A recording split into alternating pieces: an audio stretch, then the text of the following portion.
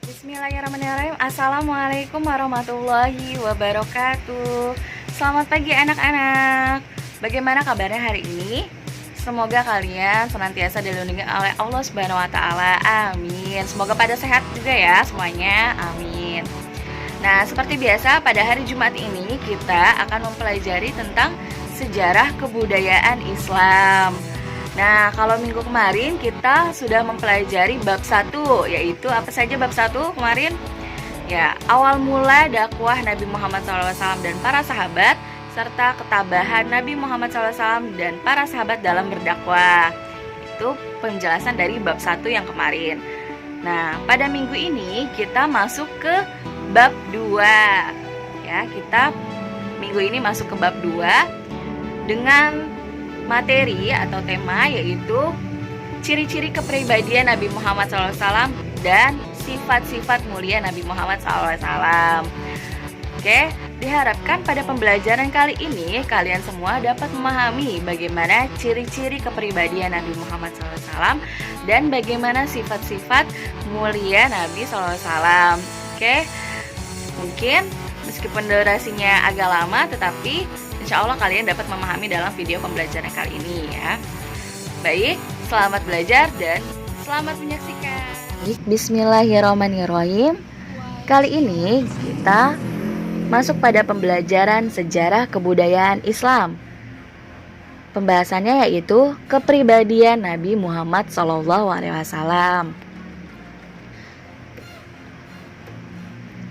Nah, masuk pada bab 2 yaitu kepribadian Nabi Muhammad SAW. Jadi di bab 2 ini akan ada 2 subtema, yaitu sifat-sifat mulia Nabi Muhammad SAW dalam berdakwah dan ciri-ciri kepribadian Nabi Muhammad SAW. Ya, insya Allah di bab 2 kali ini kita akan mempelajari 2 subtema ini, yaitu sifat-sifat mulia Nabi Muhammad dan ciri-ciri kepribadian Nabi Muhammad. Oke, insya Allah pada hari ini kita hanya akan membahas tentang sifat-sifat mulia Nabi Muhammad SAW dalam berdakwah.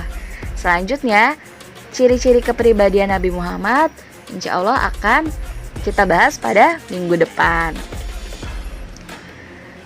Sifat-sifat mulia Nabi Muhammad SAW. Seperti yang kita tahu bahwa Nabi Muhammad SAW merupakan rahmatan lil alamin. Apa itu rahmatan lil alamin? Artinya rahmat bagi seluruh alam. Mengapa dikatakan demikian?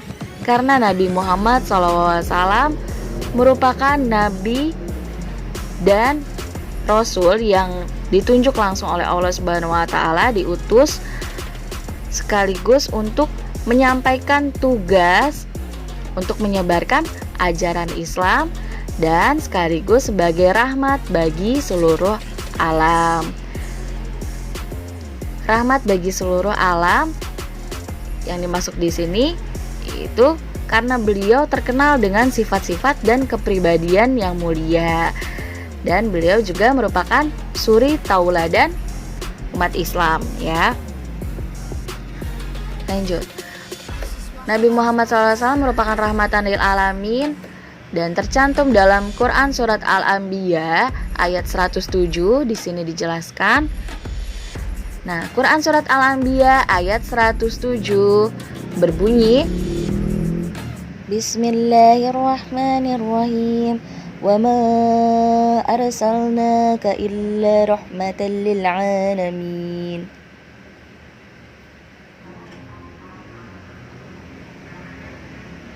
Yang artinya, dan tiadalah kami mengutus kamu melainkan untuk menjadi rahmat bagi semesta alam. Quran surat Al-Anbiya ayat 107. Nah, selanjutnya tugas-tugas Nabi Muhammad SAW dalam berdakwah. Nah, Nabi Muhammad SAW mempunyai tugas dalam menciarkan agama Islam. Tentunya tugas-tugas Nabi Muhammad SAW dalam berdakwah mempunyai beberapa kategori, yaitu syahidan, yang kedua mubasyiron, Yang ketiga, naziron. Yang keempat, dayan ilallah. Dan yang terakhir, sirojan muniron. Ya, berikut adalah tugas-tugas Nabi Muhammad SAW dalam berdakwah. Ada syahidan, mubasyiron, naziron, dayan ilallah, dan sirojan muniron. Nah, syahidan, mubasyiron, naziron, dan dayan ilallah. Syahidan artinya yaitu menjadi saksi. Ya, menjadi saksi. Artinya apa? Artinya kelak Nabi Muhammad SAW di hari akhir nanti, di hari kiamat akan menjadi saksi bagi umatnya di hadapan Allah Subhanahu wa taala. Selanjutnya mubasyiron. Apa yang dimaksud dengan mubasyiron? Yaitu pemberi kabar gembira. Ya. Jadi Nabi Muhammad SAW memberi kabar gembira kepada orang-orang yang beriman bahwa nanti kelak ketika mereka pada hari akhir akan masuk surga jika menjalankan perintah dari Allah Subhanahu wa taala dan mengikuti rasulnya, ya. Jadi Nabi Muhammad SAW merupakan pemberi kabar gembira bagi orang-orang yang beriman yang menjalankan perintah Allah dan rasulnya. Selanjutnya naziron. Naziron artinya pemberi peringatan. Nah, yang artinya Nabi Muhammad SAW memberi peringatan kepada umat Islam, kepada orang-orang yang tidak beriman, bahwa nanti kelak mereka akan masuk neraka jika tidak mau menjalankan perintah Allah Subhanahu wa taala dan rasulnya. Jadi di sini dalam tugas naziron atau pemberi peringatan, Nabi Muhammad SAW memberi peringatan kepada kita semua bahwa jika kita tidak menjalankan perintah Allah dan mengikuti Rasul, maka kita akan masuk neraka. Nauzubillah min dzalik, ya. Dan kemudian yaitu dayan ilallah. Dayan ilallah artinya penyeru kepada agama Allah. Nah, penyeru kepada agama Allah seperti apa? Yaitu Nabi Muhammad SAW menyerukan, mensyiarkan, berdakwah kepada umatnya untuk memeluk agama Islam dan menjalankan syariat agama Islam, ya. Jadi Nabi Muhammad SAW menyeru kepada umat Islam semuanya agar kita memeluk agama Islam dan menjalankan syariat agama Islam, yaitu menjalankan segala perintah Allah dan menghindari segala larangannya. Selanjutnya yang terakhir ada sirojan muniron. Sirajan muniron yang artinya cahaya yang menerangi. Allah Subhanahu wa taala memberikan tugas kepada Nabi Muhammad SAW untuk menerangi umat Islam dengan ajaran Islam, ya. Jadi Nabi Muhammad SAW tugasnya salah satunya yaitu adalah menerangi, cahaya yang menerangi dengan apa?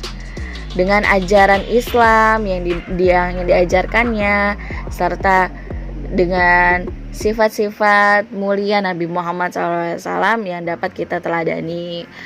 Nah, berikut tadi kita sudah membahas tentang tugas-tugas dari Nabi Muhammad SAW. Selanjutnya kita mulai membahas tentang sifat-sifat mulia Nabi Muhammad SAW dalam berdakwah.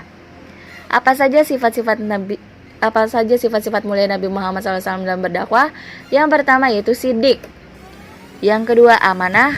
Yang ketiga tablik. Yang terakhir adalah fatonah, ya. Sidik, amanah, tablik, dan fatonah. Oke. Selanjutnya sifat-sifat mulia Nabi Muhammad SAW. Mari kita pahami satu persatu.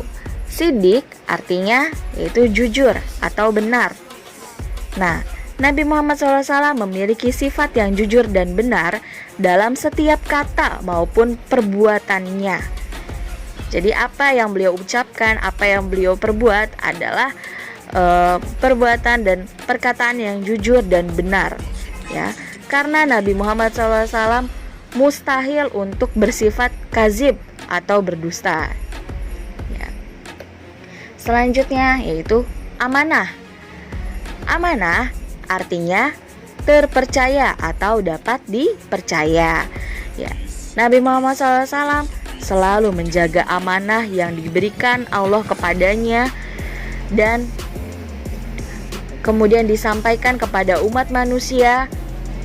Ya, jadi Nabi Muhammad SAW mempunyai sifat amanah, yaitu dapat dipercaya atau terpercaya dan mustahil untuk berkhianat atau mengkhianati amanah. Ya.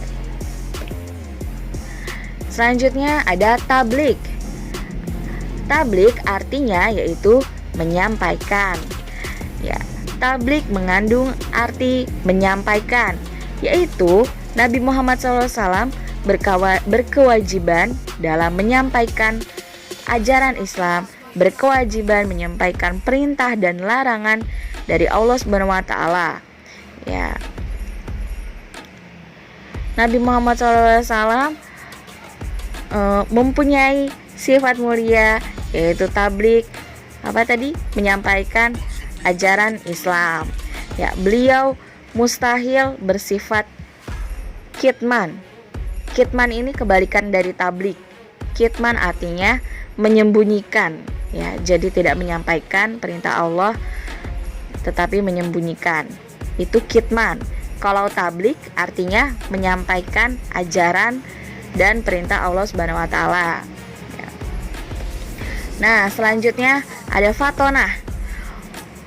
Nabi Muhammad SAW mempunyai sifat mulia yaitu fatonah. Fatonah artinya cerdas dan bijaksana. Ya. Yang dimaksud di sini adalah Nabi Muhammad SAW mempunyai sifat cerdas dan bijaksana. Dengan kecerdasan dan kebijaksanaannya, Nabi Muhammad SAW mengatasi setiap permasalahan yang dihadapi oleh umatnya. Nah, jika Nabi Muhammad SAW mempunyai sifat fatonah, otomatis mustahil beliau bersifat baladah atau bodoh. Ya, kebalikan dari fatonah adalah baladah atau bodoh. Ya, jadi Nabi Muhammad SAW mempunyai sifat cerdas dan bijaksana dan mustahil dalam bersifat bodoh. Seperti itu ya. Jadi di sini kita dapat memahami satu persatu dari sifat-sifat mulia Nabi Muhammad SAW. Tadi yang pertama ada sidik, yang artinya jujur atau benar. Kedua yaitu amanah, artinya terpercaya. Ketiga yaitu tablik, artinya menyampaikan. Dan yang terakhir yaitu fatonah, cerdas dan bijaksana. Nah, insya Allah dengan video kita kali ini, semoga kita semua dapat mencontoh sifat-sifat mulia Nabi Muhammad SAW dalam kehidupan sehari-hari. Karena bagaimanapun Nabi Muhammad SAW merupakan rahmatan lil alamin, yaitu rahmat bagi seluruh alam dan merupakan suri tauladan untuk kita semua, yaitu umat manusia. Ya. Mungkin cukup sekian pembahasan sejarah kebudayaan Islam kita kali ini. Sampai jumpa pada video pembelajaran kita selanjutnya. Semoga bermanfaat. Apabila ada kesalahan kata, Ibu minta maaf. Wassalamualaikum warahmatullahi wabarakatuh.